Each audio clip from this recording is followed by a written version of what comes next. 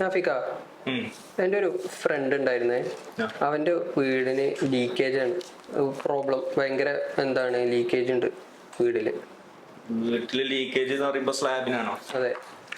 സ്ലാബിന് leak വരാൻ കാരണം എന്താ വെച്ചാൽ മെയിനായിട്ട് രണ്ട് കാരണങ്ങളാണ്.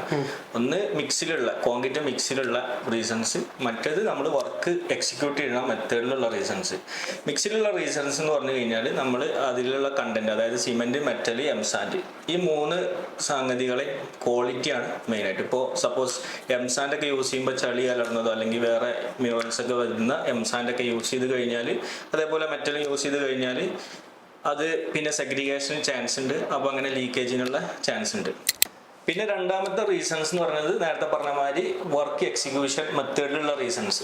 അത് എന്താ വെച്ചാൽ ഇപ്പോൾ നമ്മൾ ഫോം വർക്കിന് ചില ഗ്യാപ്പുകളും കാര്യങ്ങളൊക്കെ വരുമ്പോൾ കോൺക്രീറ്റിലുള്ള വെള്ളം എന്ത് ചെയ്യും, പിന്നെ ലീക്കേജ് വരും.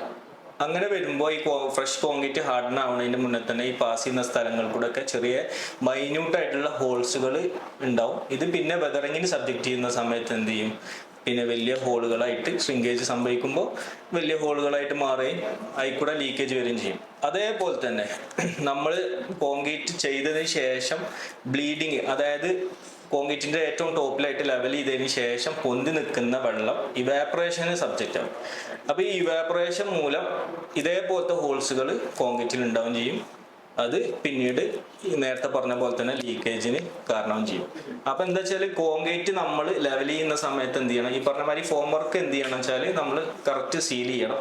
അതേപോലെ വാട്ടർ കണ്ടന്റ് കുറയ്ക്കണം. നമ്മൾ ഇപ്പോഴത്തെ ഒരു കാലത്ത് പിന്നെ എന്താ വെച്ചാൽ പെട്ടെന്ന് പണിയൊക്കെ തീരാൻ വേണ്ടിയിട്ട് എളുപ്പപ്പണിക്കും വേണ്ടിയിട്ട് നമ്മൾ എന്ത് ചെയ്യാണ്, പിന്നെ വെള്ളം കൂടുതൽ ഉപയോഗിച്ചിട്ടാണ് മിക്സ് ഒക്കെ വരുന്നത്.